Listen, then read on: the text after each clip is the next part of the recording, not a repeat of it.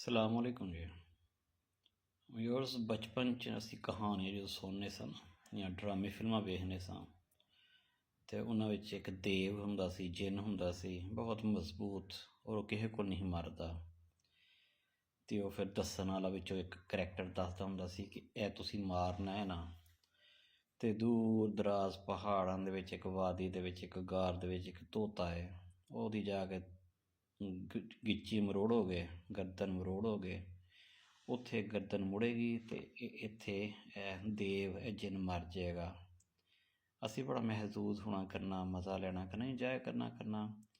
ਫਿਰ ਵਕਤ ਆਇਆ ਅਸੀਂ ਅਮਲੀ ਜ਼ਿੰਦਗੀ 'ਚ ਪੈਰ ਰੱਖਿਆ, ਸਾਨੂੰ ਜੋ ਯਾਦ ਆਇਆ, ਪਤਾ ਆਇਆ, ਉਹ ਭੁੱਲ ਗਏ ਸਾਨੂੰ ਸੀ ਕਿ ਐਸਾ ਨਹੀਂ, ਗੱਲਾਂ ਕਹਾਣੀਆਂ ਇੱਕ ਹੋਣੀਆਂ ਹੁੰਦੀਆਂ ਨੇ।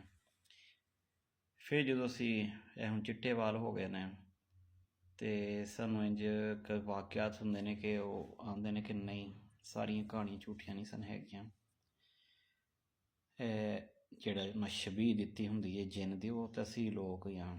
ਉਹ ਪਰ ਅਸੀਂ ਉਹਨੂੰ ਉਦੋਂ ਹਾਂ ਜਦੋਂ ਅਸੀਂ ਪਿਓ, ਮਾਂ ਪਿਓ, ਦਾਦਾ ਬਾਬਾ ਬਣ ਗਏ ਹੁੰਦੇ ਹਾਂ ਅਤੇ ਸਾਨੂੰ ਫੀਲ ਹੁੰਦਾ ਕਿ ਹੁਣ ਸਾਡੀ ਜਾਨ ਜਿਹੜੀ ਹੈ, ਅਸੀਂ ਬੜੇ ਜਾਬਰ ਅਤੇ ਅਸੀਂ ਬੜੇ ਪੱਥਰ ਦੇ ਅਸਾਬ ਦੇ ਹੁੰਦੇ ਹਾਂ।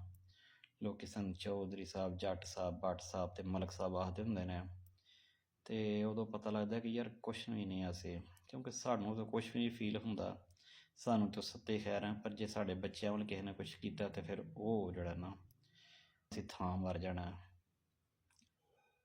ਕੱਲ੍ਹ ਜਿਹੜੀ ਰਾਤ ਗੁਜ਼ਸ਼ਤਾ ਗੁਜ਼ਰੀ ਹੈ, ਸਾਡੇ ਪਿੰਡ ਦਾ ਇੱਕ ਬੱਚਾ ਸੀ 19 ਸਾਲ ਦਾ।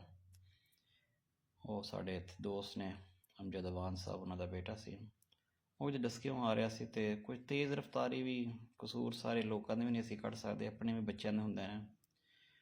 ਉਹ ਤੇਜ਼ ਰਫਤਾਰੀ ਸੀ ਜਾਂ ਘਰੋਂ ਲੇਟ ਹੋਣ ਦੀ ਉਜਲਤ ਸੀ ਜਾਂ ਕੋਈ ਡਰ ਸੀ ਜਾਂ ਖੌਫ ਸੀ ਜਾਂ ਕੋਈ ਵੈਸੀ ਸਨਸਨੀਖੇਜ਼ੀ ਸੀ, ਐਡਵੈਂਚਰ ਸੀ, ਉਹ ਬਹੁਤ ਓਵਰ ਸਪੀਡ ਸੀ ਕਿਤੇ। ਫਿਰ ਉਹੀ ਹੋਇਆ, ਗੱਡੀ ਕਾਬੂ ਤੋਂ ਬਾਹਰ ਹੋਈ, ਬਾਹਰ ਨਿਕਲ ਗਈ ਮੇਨ ਰੋਡ ਤੋਂ, ਸਫੈਦੇ ਨਾਲ ਵੱਜ ਕੇ ਅਤੇ ਗੱਡੀ ਵੀ ਦੋ ਟੁਕੜੇ ਹੋ ਗਏ ਔਰ ਉਹ ਬੱਚਾ ਵਿਚਾਰਾ ਮੌਕੇ 'ਤੇ ਫੌਤ ਹੋ ਗਿਆ। ਅਤੇ ਵਿਊਅਰਸ, ਅੱਜ ਬੜੀ ਸੋਗਵਾਰ ਜਿਹਾ ਸਾਰਾ ਦਿਨ ਗੁਜ਼ਰਿਆ। ਸੁਬਾਹ ਤੋਂ ਜਨਾਜ਼ਾ ਵਗੈਰਾ ਹੋਇਆ, ਫਾਰਿਗ ਹੋਏ।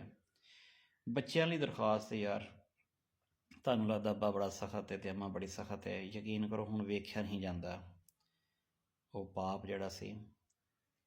ਮੇਰੀ ਜ਼ਰੂਰਤ ਨਹੀਂ ਹੋਈ, ਮੈਂ ਕਵਰੇਜ ਕਰ ਰਿਹਾ ਸਾਂ ਫੇਸਬੁੱਕ ਅਕਾਊਂਟ ਲਈ, ਲੇਕਿਨ ਮੈਂ ਨਹੀਂ ਹੋਇਆ ਮੇਰਾ ਹੌਸਲਾ ਕਿ ਐਡਾ ਮਜ਼ਬੂਤ ਅਸਾਬ ਦਾ ਬੰਦਾ ਹੈ ਜਿਹੜਾ ਸਮਝਦਾ ਹੀ ਕਿਸੇ ਨੂੰ ਕੁਛ ਨਹੀਂ ਸੀ ਹੈਗਾ। ਸਿਆਸਤਦਾਨ ਨੇ, ਸਿਆਸੀ ਮੁਖਾਲਫਤਾਂ ਹੁੰਦੀਆਂ ਨੇ ਯਾਰ, ਬੰਦਿਆਂ ਦੀਆਂ ਹੁੰਦੀਆਂ ਨੇ, ਠੀਕ ਹੈ, ਅਤੇ ਉਹਦਾ ਵੇਖਿਆ ਨਹੀਂ ਜਾਣ ਡਿਆ ਰੋਣਾ। ਬੱਚਿਆਂ ਅੱਗੇ ਹੁਣ ਮੇਰੇ ਇੱਕ ਹੱਥ 'ਚ ਮੋਬਾਇਲ ਨੇ ਅਤੇ ਮੈਂ ਹੱਥ ਜੋੜ ਕੇ ਆਖਦਾ ਕਿ ਯਾਰ ਖੁਦਾ ਦਾ ਨਾ ਜਾਏ, ਤੁਹਾਨੂੰ ਹਰ ਸ਼ੈ ਦਸਤਿਆਬ ਵੀ ਕਰਾਂਗੇ ਜਿੰਦੋਂ ਤੱਕ ਤੌਫੀਕ ਹੋਏਗੀ। ਪਰ ਇੱਕ ਕੰਮ ਕਰਿਆ ਕਰਿਓ, ਜਿਹੜੇ ਸਪੀਡ ਮੀਟਰ ਹੁੰਦਾ ਨਾ, ਉਹਦੇ ਉੱਤੇ ਆਪਣੇ ਪਿਓ ਦੀ ਤਸਵੀਰ ਜ਼ਰੂਰ ਲਾ ਲਿਆ ਕਰੋ, ਕਿਉਂਕਿ ਤੁਹਾਡਾ ਜਿਹੜਾ ਵੀ ਐਡਵੈਂਚਰ ਹੋਣਾ ਉਹ ਤੁਹਾਡੇ ਜਿਸਮ ਨੂੰ ਨੁਕਸਾਨ ਪਹੁੰਚਾਉਣ ਤੋਂ ਪਹਿਲਾਂ ਉਹਨੇ ਤੁਹਾਡਾ ਪਿਓ ਮਾਰਿਆ ਨਾ, ਅਤੇ ਉਹਨੇ ਇਹੋ ਜਿਹਾ ਕਰ ਛੱਡਣਾ ਕਿ ਜੇ ਇਹੋ ਜਿਹਾ ਜਿੰਦਾ ਅਤੇ ਜਿਹੋ ਜਿਹਾ ਮਰਿਆ। ਅਤੇ ਉਹ ਘਰ ਵਿਚਾਰੀ ਭਾਗਾ ਵਾਲੀ ਜਿਹੜੀ ਤੇਰੀ ਮਾਂ ਹੋਣੀ ਹੈ, ਜਿਹੜੀ ਉਹਦਾ ਵੀ ਹਰੇਕ ਕੀ ਉਹਦੇ ਨਾਲ ਬੀਤਣ ਡਈ ਹੋਣੀ ਹੈ।